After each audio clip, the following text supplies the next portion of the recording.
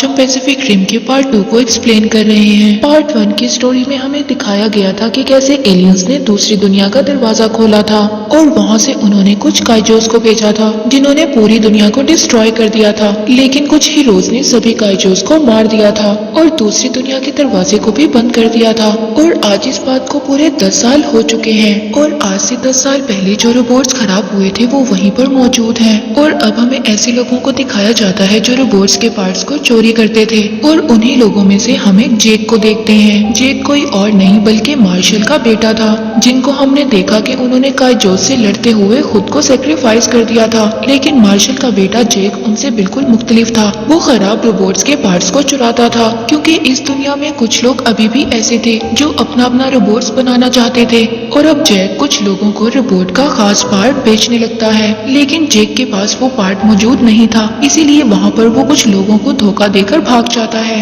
और जब जेक भाग रहा होता है तो वहाँ पर वो देखता है कि एक लड़की है जिसका नाम अमारा था और ये लड़की अमारा भी जेक की तरह रोबोट्स के पार्ट्स को चुराया करती थी। और अब अमारा ने उस रोबोट के पार्ट को चुरा लिया था जिसको जेक यहाँ पर चुराने के लिए आया था। लेकिन जेक किसी तरह से अमारा का पीछा करते हुए उसकी वर्कशॉप तक पहुँच जाता है और यहाँ पर वो आकर देखता है कि अमारा ने एक रोबोट तैयार किया है जिसको एक सिंगल पायलट ही चला सकता है। और वहीं पर जेक को अमारा मिलती है। जेक अमारा को बोलता है कि तुम्हें इस रोबोट को बेच देना चाहिए। इससे पहले अमारा उसे कुछ कहती, लेकिन वहीं पर सिक्योरिटी के कुछ लोग आ जाते हैं जो आज भी बड़े बड़े रोबोट्स बनाया करते थे कि अगर एलियंस ने कभी अटैक किया तो वो दोबारा उन रोबोट्स की मदद से उन पर अटैक कर सके। और इससे पहले ये सिक्योरिटी अमारा और जेक को अरेस्ट करती, अमारा अपने रोबोट में बैठ जाती है और उसके साथ जेक भी बैठ जाता है और ये लोग सिक्योरिटी के सामने से दरवाजा तोड़कर निकल जाते हैं। लेकिन वहीं पर इनके सामने एक बहुत बड़ा रोबोट आ जाता है। अब ये दोनों उस रोबोट से बचने की बहुत कोशिश करते हैं पर वो रोबोट इन्हें एक इलेक्ट्रिक शॉक देकर बेहोश कर देता है और इसके बाद अब इन दोनों को जेल भेज दिया जाता है। और अब जेल में जेक से माँ को बात करती है।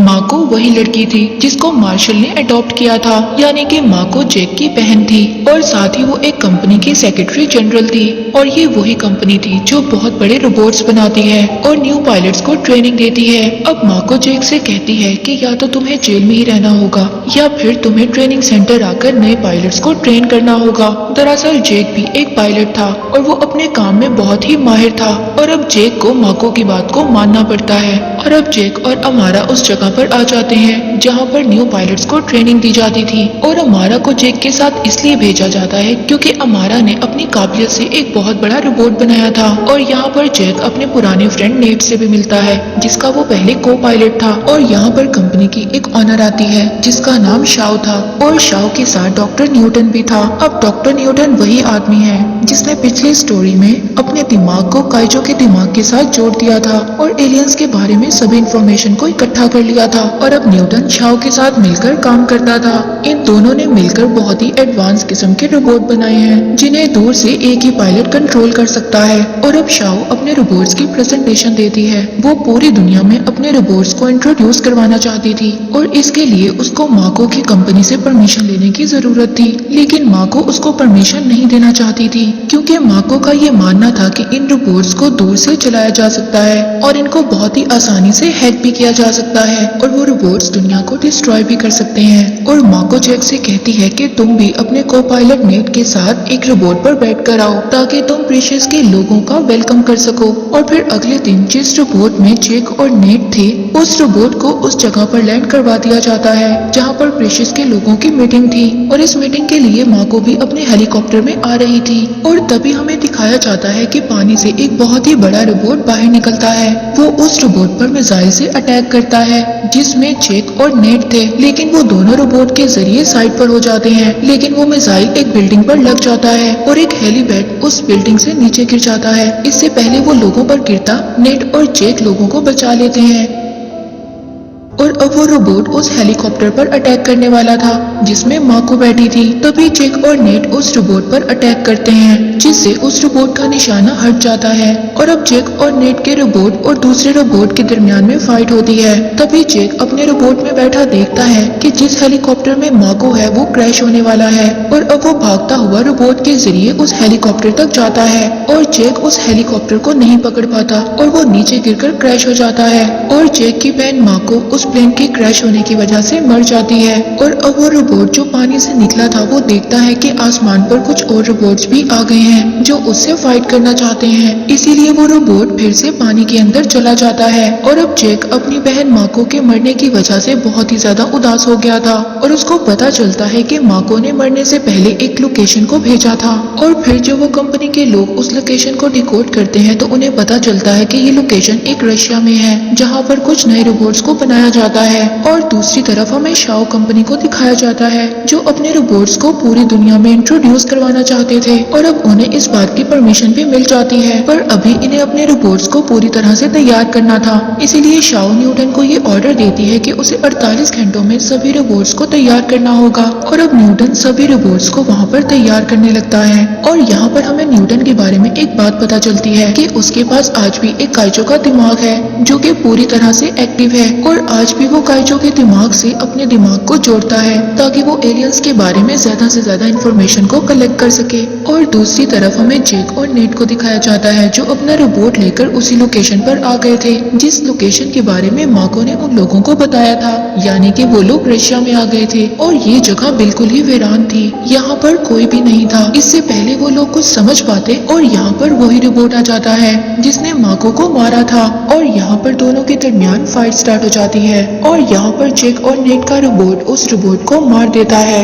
और अब ये लोग उस रोबोट को देखना चाहते थे कि उस रोबोट को कौन ऑपरेट कर रहा है। और अब जब वो उस रोबोट के हेलमेट को उतारते हैं तो उन्हें पता चलता है उस हेलमेट के अंदर कोई इंसान नहीं बल्कि एक काइजो का दिमाग था जो उस रोबोट को कंट्रोल कर रहा था। और अब इस बात को देखकर जैक और नेट दोनों बहुत ज्यादा हैरान हो जाते हैं। अब उस काइजो के दिमाग को लैब के अंदर लाया जाता है और यहाँ पर लैब में टेस्ट कर बताया जाता है कि ये काइजो का कोई असल दिमाग नहीं है बल्कि इसको उसके सेकेंडरी दिमाग से ग्रो किया गया है, वो भी अर्थ पर, यानी कि ये इंसानों का काम है। दूसरी तरफ हमें अमारा को दिखाया जाता है जो उस रोबोट के टेस्ट के लिए अंदर गई थी और यहाँ पर अमारा को पता चलता है कि इस रोबोट को उसी कंपनी ने बनाया है जो पूरी दुनिया को ऑटोमेटिक रोबोट सप्लाई करने वाले हैं, यानी कि इस रोबोट को शाओ कंपनी ने बनाया है। और अब अमारा ये सारी इन्फॉर्मेशन जैक को दे देती है। और दूसरी तरफ हमें शाओ कंपनी को दिखाया जाता है जिसने अपने सभी रोबोट्स को लॉन्च कर दिया था और यहाँ पर शाओ कंपनी के जितने भी रोबोट्स थे वो पूरी तरह से बदलने लग जाते हैं क्योंकि इन रोबोट्स के अंदर कोई और नहीं बल्कि काइजो का दिमाग था